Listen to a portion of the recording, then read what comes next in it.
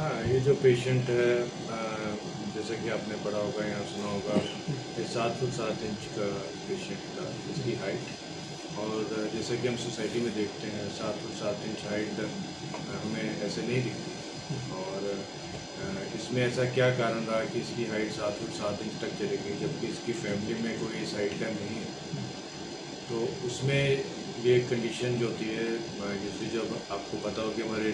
Brain के एक नीचे के हिस्से में एक ग्लैंड होती है, पिट्यूटरी ग्लैंड, जो कि कई तरह के हार्मोन कंट्रोल भी करती है और प्रोड्यूस भी करती है। तो जब इस पिट्यूटरी ग्लैंड में ट्यूमर अनकॉमन नहीं है, लेकिन यंग जो छोटी एज में ही अगर ग्रोथ हार्मोन सिक्रेटिंग ट्यूमर हो जाए, जिसमें कि पिट्यूटरी ग्लैंड जितना ग्रोथ हार्मोन चाहिए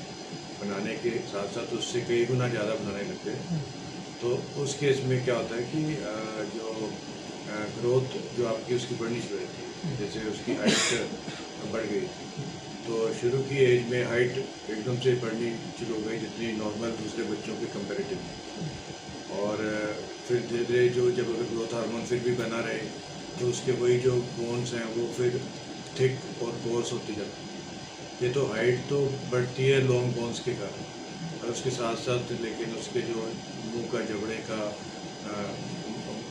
बोन है वो भी चौड़ी हो जाती है, नाक की बोन वो भी चौड़ी हो जाती है। उसके साथ साथ वो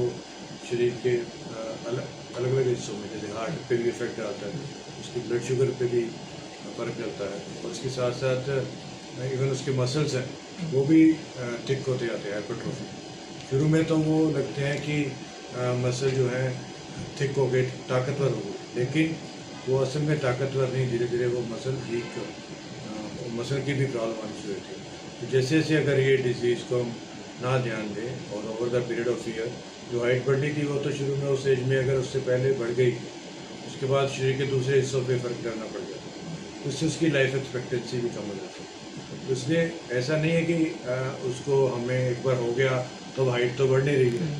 लेकिन वो शरीर के दूसरे हिस्से पे फ़र्क पड़ रहा है, इसलिए उसको कंट्रोल करना या उसको रोकना या उसको ट्रीट करना जरूरी है।